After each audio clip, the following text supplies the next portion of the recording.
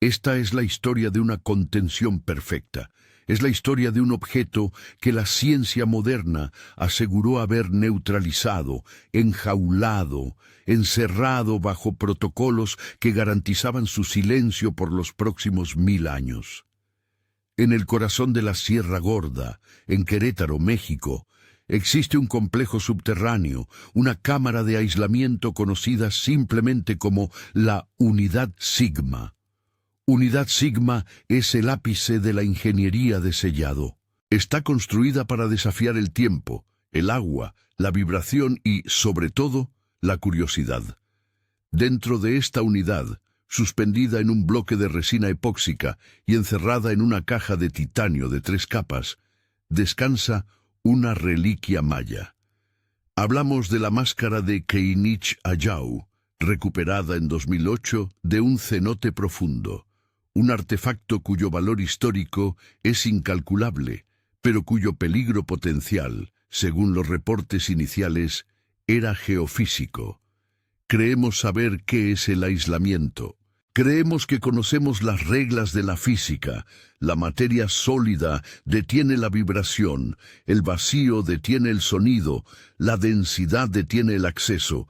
La caja de titanio estaba sellada al vacío, envuelta en una matriz de plomo tungsteno para bloquear cualquier emisión electromagnética residual, y finalmente asegurada con 4 sellos holográficos de la más alta seguridad, cada uno monitoreado por sensores ópticos láser.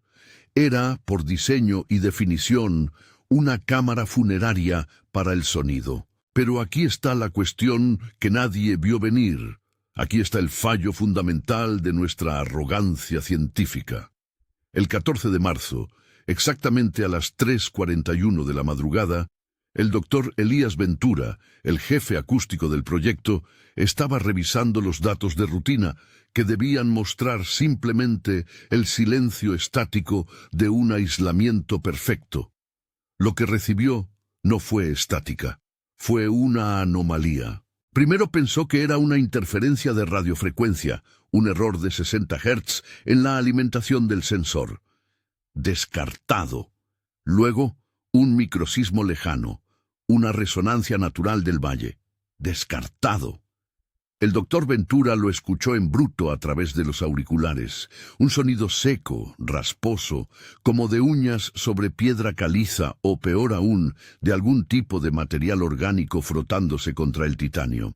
El sonido no era débil, era claro, persistente, y se registraba a una frecuencia y amplitud que solo podía significar una cosa: que la fuente estaba dentro de la caja sellada, la caja de titanio, la caja al vacío. El equipo de seguridad fue notificado inmediatamente. Se activaron los protocolos de violación de contención, pero cuando las cámaras de infrarrojos y los escáneres ópticos verificaron la caja, la realidad fue absurda. Los 4 sellos holográficos de seguridad, los marcadores químicos de integridad, las cerraduras criogénicas que fijaban la tapa, todos estaban intactos. No había entrada, no había salida, no había fisura detectable. La caja era, por todas las medidas físicas que conocemos, un contenedor perfecto y sin violar. Sin embargo, en su interior, en el vacío que debería ser absoluto y silencioso, algo estaba rascando. Estaba rascando como si intentara desesperadamente salir. Y si esa cosa estaba rascando, significaba que no solo había materia dentro del vacío, sino que esa materia estaba viva o simulando la vida y que había encontrado una forma de transmitir la vibración acústica a través de barreras físicas impenetrables. La ciencia nos dice que es imposible, pero los recibos acústicos decían la verdad. Alguien o algo estaba despierto y estaba muy molesto. Silencio. El doctor Ventura repitió la secuencia de audio 3 veces para el equipo de contención. La negación fue la primera respuesta. El escepticismo inicial se basó en la física más elemental. «Doctor», espetó el jefe de seguridad, un hombre llamado Ramos, curtido en los protocolos de riesgo biológico y material, El vacío no transmite sonido. Es una caja de titanio de 20 centímetros de grosor con amortiguamiento interno. Es imposible que el sonido, cualquier sonido, viaje desde el centro hasta nuestros micrófonos externos sin una vía sólida. Pero el sonido estaba ahí, claro, áspero, rítmico. Ventura mostró los espectrogramas. El patrón de onda no coincidía con ninguna resonancia estructural conocida. No era el metal vibrando por estrés térmico ni el eco de un taladro lejano. Era una fricción localizada, una acción deliberada. El mito que rodeaba la máscara de Kénic-Ajau siempre había sido que poseía una forma de vida residual o de conciencia.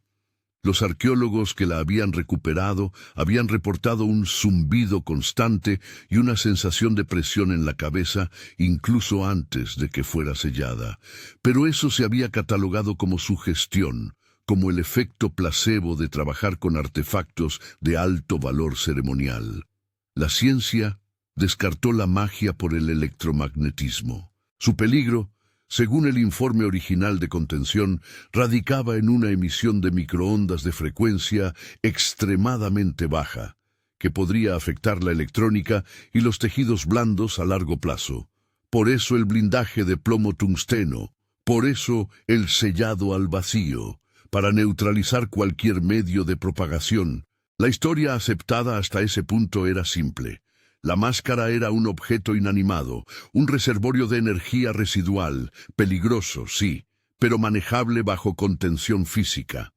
Todo lo que creíamos saber sobre la máscara, sobre su inactividad forzada, se derrumbó con ese simple sonido de rasguño. Si podía emitir sonido, significaba que podía moverse. Si podía moverse, significaba que había superado la inmovilización de la resina epóxica. Y si podía transmitir vibraciones a través de un vacío absoluto y de 20 centímetros de titanio puro, significaba que estaba operando bajo un conjunto de reglas físicas que no reconocíamos. Ramos insistió en una verificación física manual. La única forma de probar la integridad de los sellos, más allá de los sensores ópticos, era introducir sondas de ultraalta frecuencia para escanear el material sellante. La operación era peligrosa, ya que un fallo en el sellado criogénico podría liberar la microrradiación que la máscara supuestamente emitía. El escepticismo era la armadura del equipo. Debía haber una explicación prosaica, un roedor que se había metido en el aislamiento acústico externo, un fallo en un motor de ventilación remoto. Pero el sonido venía de dentro del material de contención primario. No había cables que pudieran vibrar, no había fluidos, solo el titanio y la nada. El doctor Ventura, sin embargo, conocía mejor el artefacto. Él había leído los textos mayas traducidos que acompañaban el hallazgo. El sol que grita no está en el cielo, sino en la piedra. Kénic-Ajau era el dios sol, y la máscara era un objeto de poder ritual. Los mayas no hablaban de ondas electromagnéticas, hablaban de resonancia espiritual, de comunicación a través del abismo. Esta visión era incompatible con el protocolo de contención. No se contenían fantasmas o dioses, se contenía materia y energía. Pero el rasguño persistente a intervalos irregulares, como una criatura viva luchando por liberarse, comenzó a erosionar la confianza del equipo en sus propios principios. La resistencia se transformó en miedo. El miedo se centró en una única pregunta. ¿Qué clase de vida puede existir en un vacío perfecto y cómo rompe el silencio del titanio sin tocarlo? La ciencia se había encontrado con su límite. El método para enfrentar lo imposible no podía ser el estándar. Olvidar la termodinámica por un momento, olvidar la acústica lineal y enfocarse en lo que realmente estaba sucediendo. La transmisión de una vibración de un punto A, el interior de la máscara, a un punto B, los sensores de audio externos, sin un medio conductor observable. El doctor Ventura propuso una solución radical, basada en una teoría olvidada de la física de partículas, la resonancia de campo próximo. Si la vibración no podía viajar a través de la caja, tal vez se estaba generando de nuevo en el exterior, estimulada por alguna forma de energía que sí podía atravesar el titanio y el vacío. El equipo introdujo un conjunto de instrumentos conocido como el analizador de campo cuántico, QFA, diseñado originalmente para detectar fallas microscópicas en el hormigón de presas hidroeléctricas.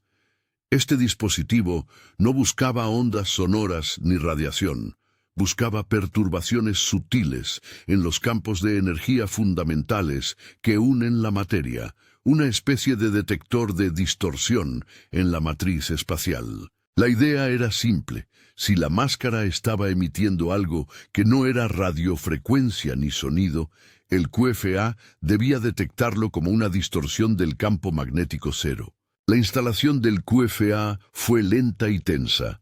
Tuvieron que suspender la máquina de titanio en una cámara de aislamiento secundaria para asegurarse de que el metal de la unidad Sigma no interfiriera con la lectura ultradelicada.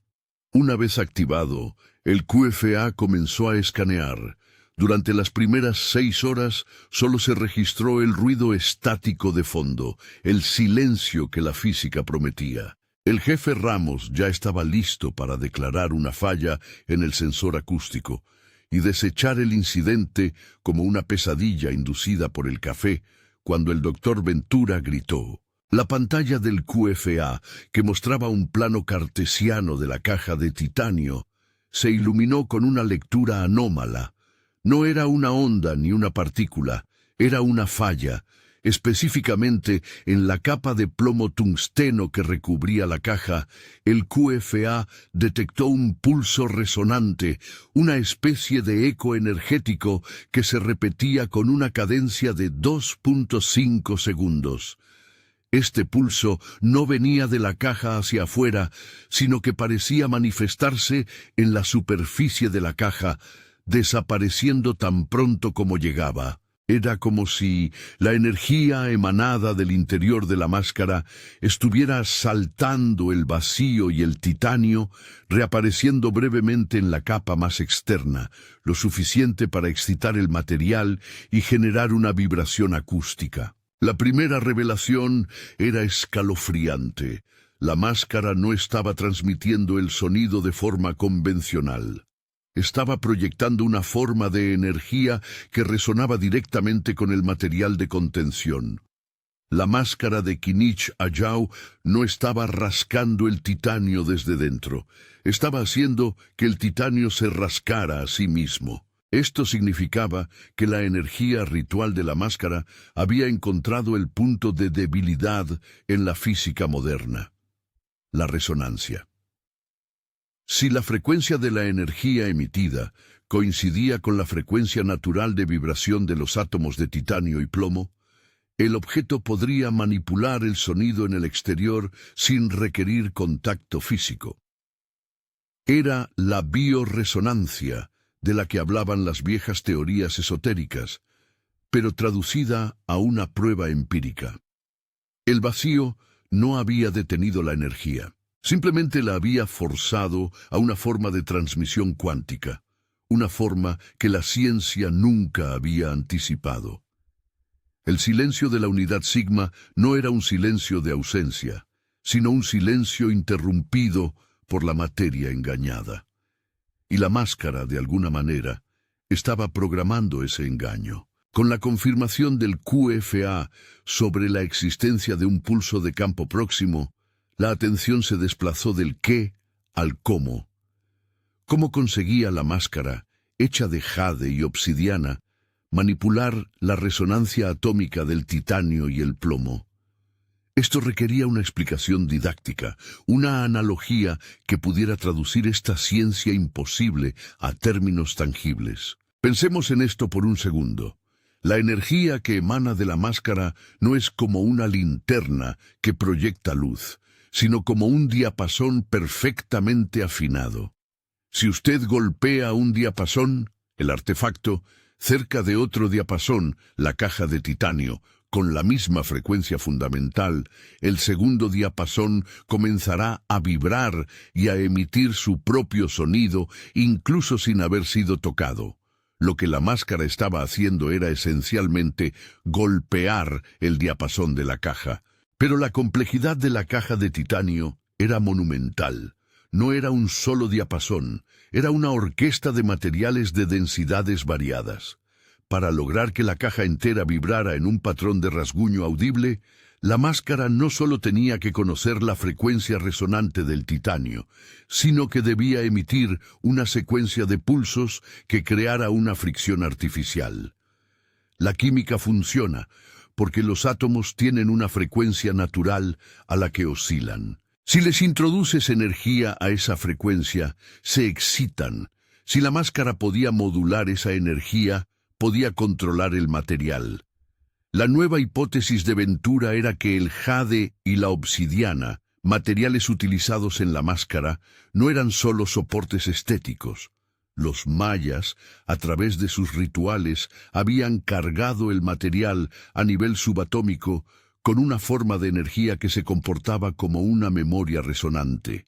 Esta memoria buscaba activamente liberar su patrón de vibración. Es como un detector de mentiras químico para la materia. Si la máscara emitía la frecuencia exacta del titanio, éste respondía.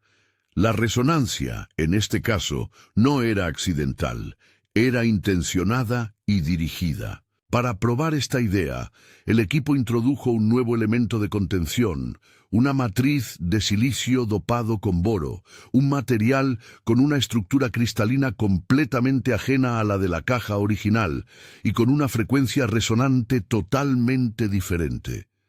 Si la máscara estaba programada para el titanio y el plomo, no debería poder manipular el silicio. Colocaron el sensor acústico directamente sobre esta nueva capa protectora, y los resultados fueron inmediatos y contundentes. Silencio absoluto. El rasguño había desaparecido. La máscara, aparentemente, no podía modular su energía a la frecuencia del silicio. Estaba atada a un patrón resonante específico, quizás a los materiales que los mayas habían utilizado en sus ceremonias. Esto no era una fuerza universal, era un ataque dirigido. Pero esto, a su vez, planteaba la pregunta más inquietante de todas. Si la máscara era capaz de identificar y manipular la estructura atómica de su contención, ¿qué pasaría si encontraba un material cuya frecuencia resonante estuviera en el rango de los tejidos orgánicos? Si el titanio solo producía un rasguño, ¿qué podría hacer con la carne y los huesos humanos? La analogía del diapasón se volvió aterradora. El artefacto no solo estaba intentando salir, estaba ensayando su liberación y probando las debilidades del mundo moderno, una debilidad atómica a la vez. La consecuencia de esta revelación fue inmediata y catastrófica para la filosofía de la contención. El paradigma había cambiado. La máscara de Kinich-Ayau dejó de ser un simple reservorio de energía para convertirse en un manipulador consciente, o al menos semiconsciente, de la materia a distancia. Esto invalidaba no solo la unidad sigma, sino potencialmente cualquier protocolo de seguridad que dependiera exclusivamente de barreras físicas densas. Si un objeto podía saltarse el vacío y excitar el titanio, ¿qué seguridad ofrecía un muro de hormigón reforzado? El informe de reevaluación que el Dr. Ventura envió al Mando Central de Proyectos Clasificados fue brutalmente honesto. Declaró la obsolescencia de todo el sistema de aislamiento. Habían contenido la energía que conocían, la radiofrecuencia, pero habían ignorado la que desconocían, la resonancia cuántica dirigida. La máscara había expuesto una vulnerabilidad fundamental en la ingeniería moderna, nuestra fe ciega en la impenetrabilidad de la masa. La anulación de los protocolos de seguridad existentes generó pánico. Se ordenó una revisión inmediata de todos los artefactos contenidos a nivel nacional, especialmente aquellos hechos con materiales rituales mesoamericanos, como jade, obsidiana y ciertos tipos de basalto volcánico. Si la memoria resonante era una propiedad inherente a estos materiales cargados ritualmente, podría haber docenas, si no cientos, de objetos en museos o bóvedas de seguridad que podrían estar realizando esta misma comunicación silenciosa, o peor aún, que podrían estar manipulando lentamente su entorno. La ironía era punzante. Habían utilizado la tecnología más avanzada de Occidente para intentar sellar una sabiduría indígena que ya contemplaba la comunicación sin contacto. Los mayas, a través de sus ceremonias, habían logrado fijar una intención en el material que la física moderna apenas empezaba a balbucear a través de la mecánica cuántica. El equipo de Ramos, el jefe de seguridad, tuvo que enfrentarse a la realidad de que el enemigo no era la fuerza bruta o el sabotaje. El enemigo era la afinidad atómica. Ellos no podían simplemente construir una pared más gruesa. Tendrían que construir una pared diferente, una que no compartiera la huella vibratoria de la máscara. La solución temporal, la matriz de silicio dopado con boro, era solo eso, temporal. ¿Qué pasaría si la máscara evolucionaba, si aprendía la nueva frecuencia del silicio? La consecuencia fue la redefinición del riesgo. Ya no se trataba de evitar una explosión o un escape físico, se trataba de evitar una influencia. Si la máscara podía manipular la materia, ¿podría manipular la mente? Las antiguas leyendas de la máscara hablaban de una voz que se filtra en el pensamiento del oyente. Si la energía resonante podía viajar a través del titanio, quizás no solo afectaba al metal, sino a los cerebros de los técnicos que la vigilaban. El rasguño ya no era solo un sonido, era una advertencia, una prueba, y el primer paso de un plan mucho más amplio. Todo lo que creían saber se había vuelto ceniza. La verdadera batalla no era por la seguridad de la caja, sino por la integridad de la realidad física que la contenía. La respuesta trajo consigo un nuevo abismo de preguntas. La introducción de la matriz de silicio había silenciado el rasguño, probando que la resonancia era el mecanismo. Pero si el artefacto estaba activo y era capaz de una resonancia dirigida, ¿por qué solo se manifestaba a través de un simple e intermitente sonido de raspado? ¿Por qué no había desmantelado la caja de titanio de inmediato si tenía la capacidad de manipular su estructura atómica? Esto era un misterio, un acto de contención autoimpuesta que no cuadraba con la urgencia que la vibración del metal sugería. El doctor Ventura y su equipo teorizaron sobre la naturaleza del control de la máscara. Si la energía era una memoria resonante fijada por un ritual antiguo, quizás estaba limitada por la intención original del ritual. Los textos mayas, traducidos de forma incompleta, mencionaban que la máscara era un puente hacia el sol y un instrumento de espera. ¿Estaba esperando algo? ¿O el rasguño era el límite de su poder actual? Aquí es donde entra el segundo misterio. Al analizar las grabaciones del QFA en detalle, notaron que el pulso resonante no era constante. Era una secuencia repetitiva de 3 pulsos cortos seguidos por uno largo y una pausa de 2.5 segundos. Cuando se mapeó esta secuencia en un osciloscopio, el patrón no parecía aleatorio. Parecía una señal. Ventura, obsesionado con encontrar un significado en la cadencia, recurrió a la base de datos de lingüística y epigrafía maya almacenada en el complejo.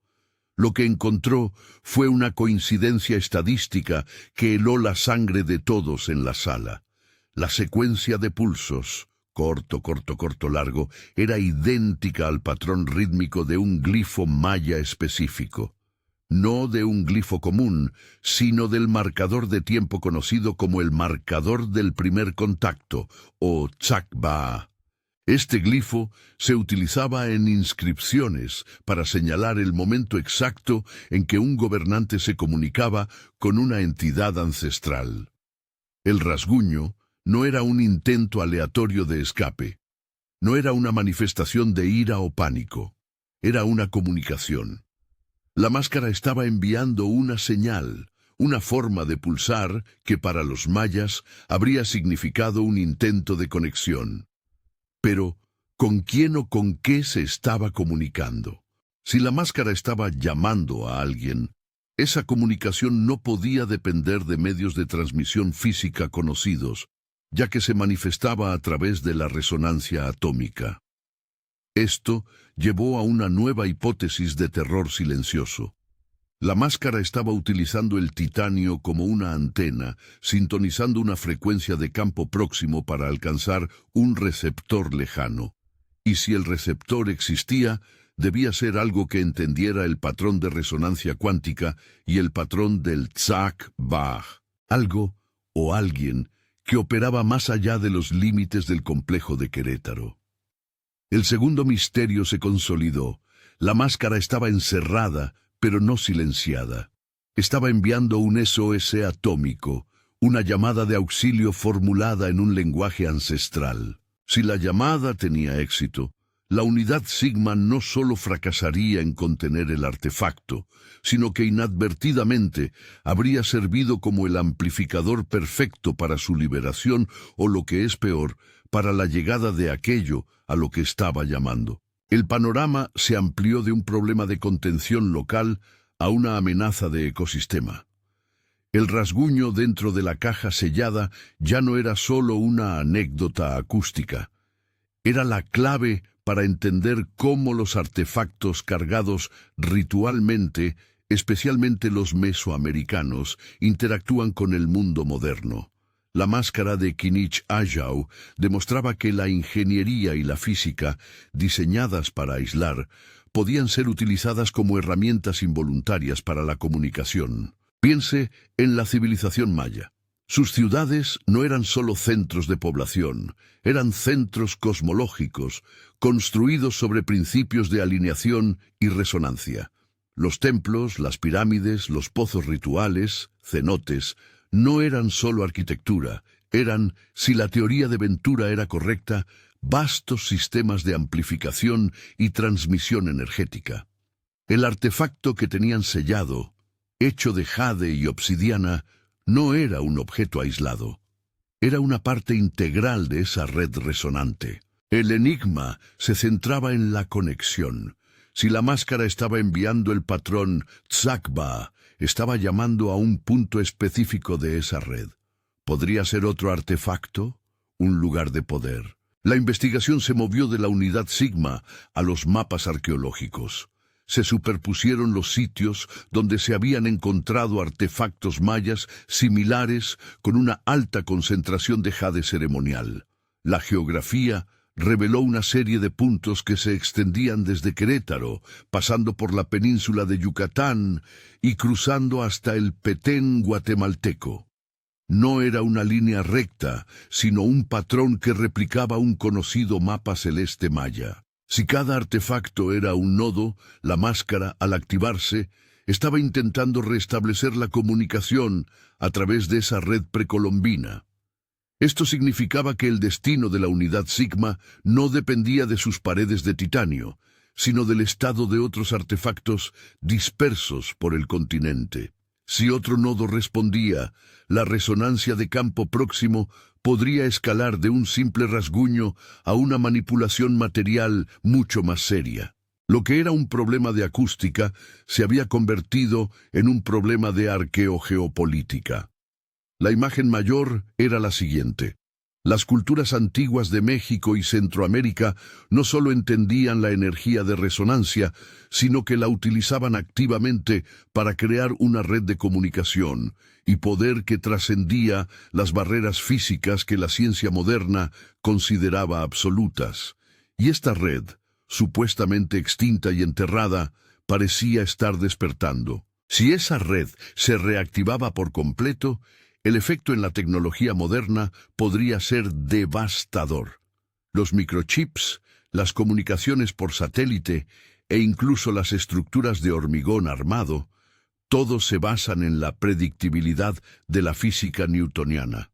Si un artefacto podía manipular la frecuencia atómica localmente, podría crear fallas de resonancia, haciendo que las estructuras colapsaran o que la electrónica se desintegrara, no por fuerza, sino por afinidad vibratoria.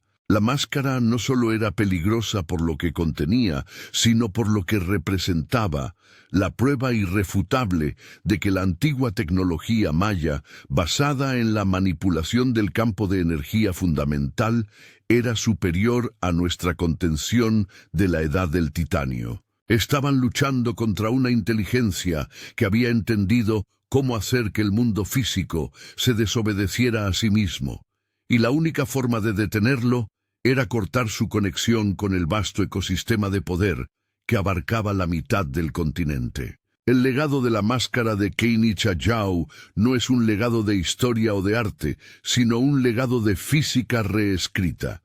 Este incidente en la unidad Sigma obligó a la comunidad científica de contención a enfrentar la posibilidad de que la tecnología más avanzada es a veces la más antigua. La implicación para el futuro es doble.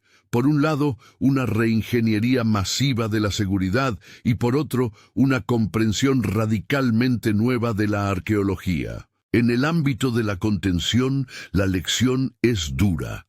La densidad no es protección. El titanio falló. El vacío falló. El futuro de la seguridad no reside en construir más grueso, sino en construir desafinado.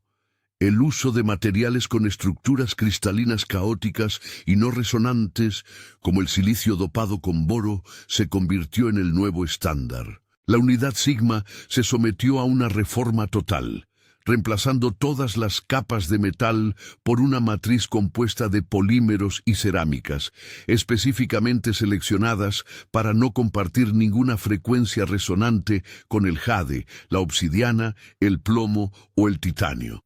Esto esencialmente creó una pared sorda a nivel atómico. La segunda implicación, la más profunda, se refiere a la arqueología y la lingüística. El descubrimiento de que el rasguño era una señal codificada, Tsakba, demostró que muchos artefactos prehispánicos, que antes se catalogaban simplemente como objetos ceremoniales o herramientas, podrían ser en realidad dispositivos tecnológicos complejos. Esto abrió la puerta a una nueva rama de estudio, la tecnoepigrafía, centrada en buscar patrones rítmicos o resonantes en los textos y en la arquitectura antigua. Si la máscara era un emisor, ¿dónde estaban los receptores? El futuro de la investigación se centró en la neutralización resonante. Si la máscara operaba en la frecuencia de 440 Hz, un ejemplo simplificado, el objetivo no era construir una pared que la bloqueara, sino emitir una onda de antirresonancia a la misma frecuencia, pero desfasada 180 grados, cancelando así el efecto. Esto transformó la contención de una disciplina pasiva, simplemente encerrar, a una activa, neutralizar la energía. Este conocimiento no podía ser liberado al público. La idea de que objetos antiguos podían manipular la materia moderna sin contacto físico era demasiado desestabilizadora para la sociedad. La lección del rasguño fue confinada a los protocolos clasificados. Los artefactos no están muertos, están dormidos, y nuestra ignorancia sobre su lenguaje atómico es su mayor ventaja. El legado final es la humildad tecnológica. El hombre moderno se jactó de haber conquistado la materia con el titanio, solo para ser superado por un fragmento de piedra verde de hace 1000 años. El rasguño dentro de la caja sellada es la prueba de que, en la eterna lucha entre el conocimiento y el misterio siempre encuentra una forma de resonar, incluso a través del silencio absoluto. La historia de la máscara de Keinichi Ajao en la unidad Sigma es, en última instancia, una reflexión sobre la ilusión del aislamiento. Creemos que podemos sellar un secreto, que podemos forzar el silencio mediante la fuerza bruta de la ingeniería. Levantamos muros de titanio, creamos vacíos perfectos y monitorizamos cada hertz de energía. Pero olvidamos la naturaleza fundamental de la realidad. El vacío no existe. Todo está interconectado. La materia no es una serie de objetos discretos, es un campo vibratorio continuo. Cuando los mayas infundieron esa máscara con intención y ritual, no la convirtieron en un objeto mágico, sino en un manipulador de la física del campo. El rasguño era la prueba auditiva de que las barreras que construimos son sólo conceptuales, basadas en leyes que son incompletas. Piensa en la ironía. El equipo se esforzó por detener la radiación electromagnética, el peligro visible, y fue derrotado por la resonancia atómica, el peligro invisible. El sonido, la vibración más simple y fundamental, fue el mensajero. El mensaje era claro. No puedes contener la energía si esa energía comparte la misma frecuencia que el contenedor. Este episodio en Querétaro nos obliga a cuestionar dónde termina el artefacto y dónde comienza el entorno. La máscara no estaba contenida en la caja de titanio, estaba utilizando la caja como parte de su propio mecanismo de transmisión. El titanio, el material de alta seguridad por excelencia, se convirtió en el esclavo mudo del jade ceremonial, obligado a vibrar al ritmo de un patrón de llamada de hace 1000 años. Lo que aprendimos esa noche de marzo no fue solo sobre una máscara. Aprendimos sobre el universo. Aprendimos que hay energías que no viajan en línea recta y que no se detienen por la masa. Simplemente aparecen donde necesitan estar, modulando la estructura misma del tejido físico que las rodea. Y ese es el pensamiento final. La máscara de Kinich Ayau está ahora encerrada en una matriz de silicio dopado con boro, en un estado de silencio forzado. Pero si esa máscara pudo aprender la frecuencia del titanio y del plomo, ¿quién puede garantizar que no está, justo ahora, en este preciso momento, estudiando el espectro resonante del silicio? ¿Quién puede asegurar que el silencio que registran los sensores no es el silencio de la inactividad, sino el silencio de la espera, mientras el antiguo Sol de México calcula su próximo y aún más devastador movimiento? El rasguño pudo haber cesado, pero el recuerdo de su vibración nos recuerda que hay fuerzas que desafían el sellado y que, a veces, la prisión se convierte en el altavoz perfecto del prisionero.